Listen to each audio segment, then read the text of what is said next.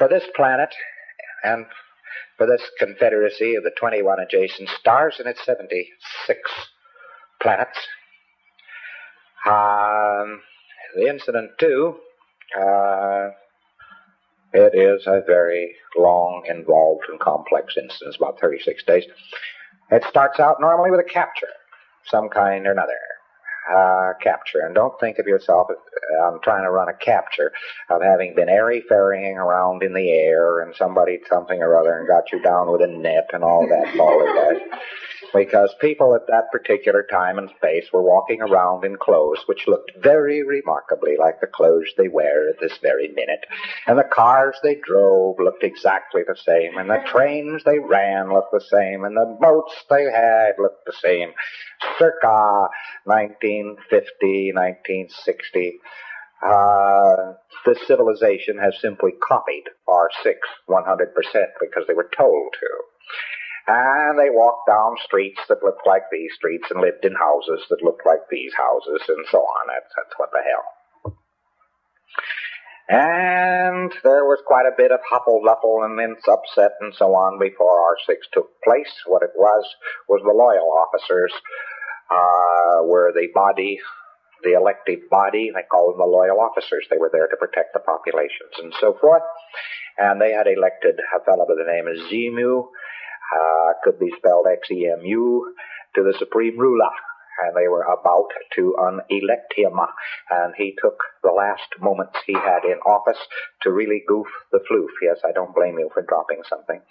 And he took these last moments to really upset it. He, of course, had several key birds who were close to him. He was a suppressive, banned all suppressives.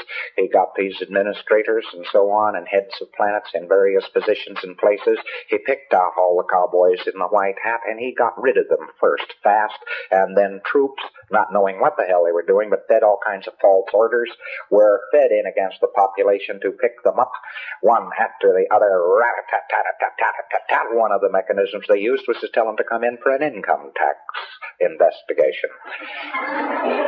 And the United States just copies income tax. They're just R6. They're a bunch of dramatizing psychotics, these guys.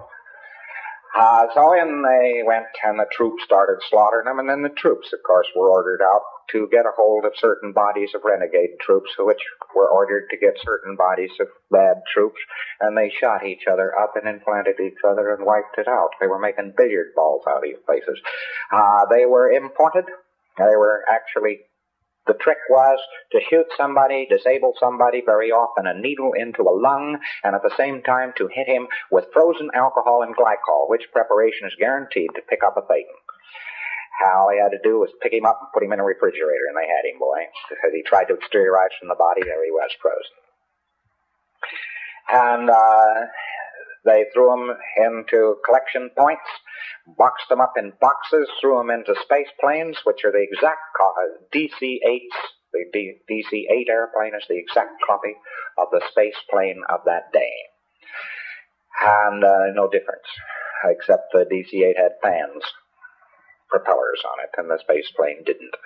And they threw them into refrigerated units and so on, in view of the fact that Einstein was absolutely right. No man can't go faster than the speed of sound. What a lot of speed of light, which is a bunch of balderdash.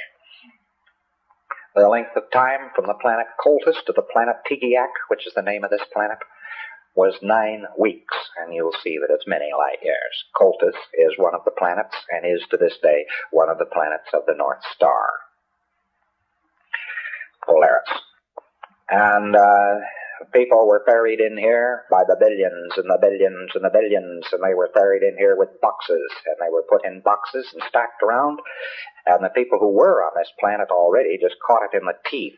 They weren't bothered. Nobody bothered to pick them up.